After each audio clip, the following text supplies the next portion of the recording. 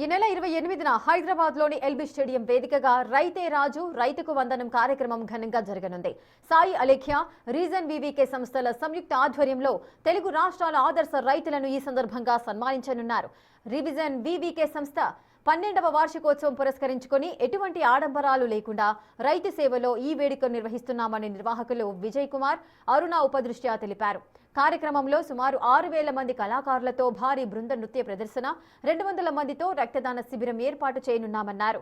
విశిష్ట అతిథిగా త్రిదండి చినజీఆర్ స్వామితో పాటు తెలంగాణ రాష్ట్ర మంత్రులు హాజరు కానున్నారని, వందే మాతరం శ్రీనివాస్ ఆలపించిన రైతు గీతం ఈ వేడుకలో ప్రత్యేక ఆకర్షణగా నిలవనుందన్నారు.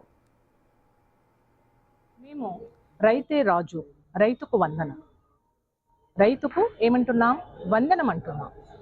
సన్నకారు రైతులు కానివ్వండి, పెద్ద రైతులు కానివ్వండి, కష్టపడే రైతులు కానివ్వండి, నష్టపోయిన రైతులు కానివ్వండి, ఏదన్నా కానీ మేము రైతుకు వందనం అంటే ఆ రోజు వచ్చిన రైతులందరూ కూడా అరే మా కోసం కూడా ఇంత చక్కటి కార్యక్రమం చేస్తున్నారు, మా కోసం రైతు యొక్క గొప్పతనాన్ని తెలియచేస్తున్నారు అనే వచ్చిన కొద్ది మంది రైతులన్నా సంతోషపడాలని ఒక చక్కటి కార్యక్రమం సంకల్పంతో ముందుకొచ్చాం. అదే రైతే రాజు రైతుకు వందనం జై కిసాన్ అనే కార్యక్రమం.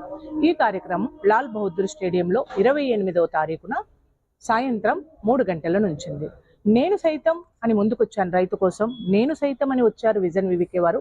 మరి మా ప్రొఫైల్ పట్టుకొని బిగ్ టీవీ వారి దగ్గరికి వెళ్తే మన విజయ్ రెడ్డి గారు, big TV chairman Vijay Reddy గారు, అజయ్ రెడ్డి గారు, మీరు సైతం అన్నప్పుడు మేము సైతం ముందుకొస్తామని వారి మీడియా మనకు టోటల్గా లైవ్ ఒప్పుకున్నారు.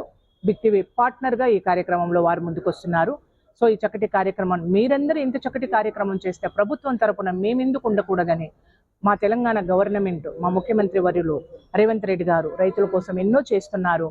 మా వాకిటి శ్రీహరి గారు క్రీడల మంత్రి వర్యులు మేము అడగగానే ఈ కార్యక్రమం చేస్తున్నామంటే మేము సైతం అంటూ కూడా మాకు లాల్ బహదూర్ స్టేడియంను ఉచితంగా ఇవ్వడం జరిగింది. వారికి కూడా సాయి ఎల్లెక్క తరఫున